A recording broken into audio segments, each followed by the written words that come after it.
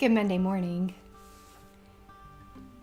Well, as we enter this moment in Joseph's story, I want to remind us of our core foundational truth in his life and in ours, no matter what we go through. And that is that God works all things for good to them who love him or are called according to his purpose, so that the image of Christ can be worked out in us. And number two, that Joseph was able to look at his brothers when all this story was over and said, you meant it for evil. And they did. We know that because of what we learned last week, that they were able to eat while he was sitting in a pit, and their goal was for him to die. But God meant it for good. So this is where we find Joseph. His brothers decided to take him out of the pit and sell him to a group of Egyptians. And when Reuben went back to rescue him, he wasn't there. So they go to his father and they give him a false report. They have his robe torn. They have spread animal blood across it. And his father is just consumed with grief, to the point that he basically tells them he'll never recover from his grief. Another piece of shrapnel in their hearts, I'm sure, yet again, after all that they've already been through where their father is concerned. But in verse 39, at the end of chapter 37, in verse 38, I believe it is, it says, meanwhile, the Midianites, these is the group of Egyptians, had sold him in Egypt to Potiphar, an officer of Pharaoh, and Potiphar was the captain of the guard. And so it says this in chapter 39, verses 1 through 6. It says, now Joseph had been brought down to Egypt. So the Egyptians have brought him down. They've sold him to Potiphar. And they bought him from the Ishmaelites down there. And it says, and the Lord was with Joseph. And he became a successful man, and he was in the house of his Egyptian master. His master saw that the Lord was with him, and that the Lord caused all that he did to succeed in his hands.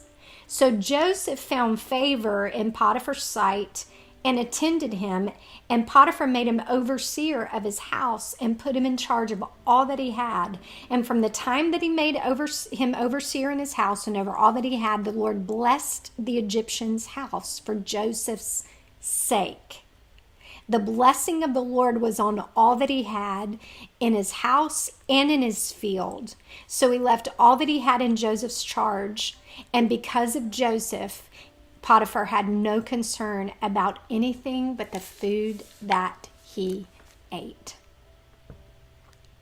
Wow.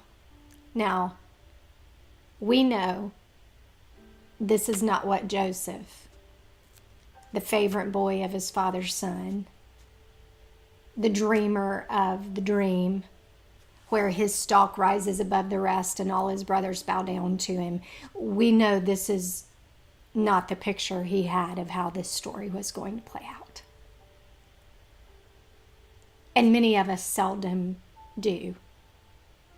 For many of us, we think life is going to look one way, and it ends up looking a completely different way. Back in February of this year, I pulled together some very trusted friends, advisors, and we worked one evening and cast the vision of the ministry and some personal things for me, because I'm so intricately attached to the ministry, of what the ministry was going to focus on for this next season. And what came out of that season was that I was going to write, that this was going to be a season of writing for me. And writing for me has kind of been put on the shelf for almost the last 5 years. There's been very little that I've written.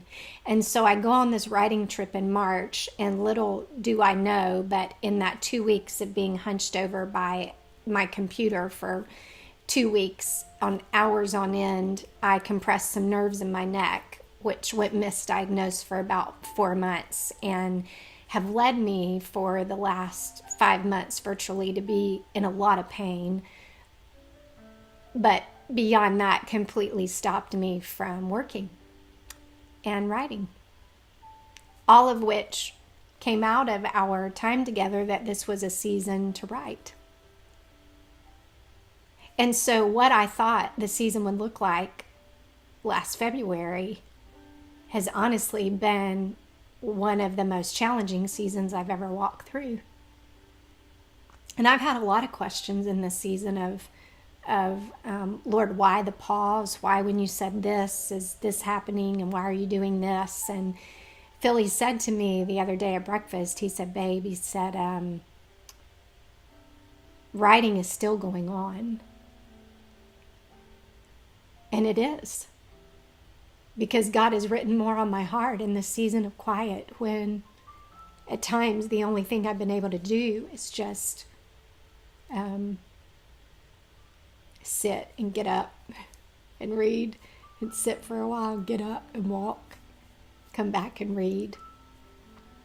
I haven't been able to sit at a computer for anything longer than 10 minutes at a time, and yet God works in seasons that we don't understand.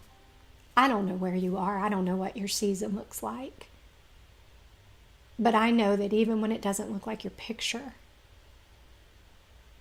when you are God's, when He's given you a picture and a promise and a directive that's His, that was God's dream over Joseph. His stalk was going to rise higher than his brothers, but God had some things to work out in Joseph in order to get him and prepare him for that place. Just like I think God has things to work out in me to get me to be able to write the things He wants me to write. And God may be working things out in you. Thus the pause and the season looks different than you think. But God is still working. Everything Joseph touched, God was working in, even though it looked nothing like Joseph's picture.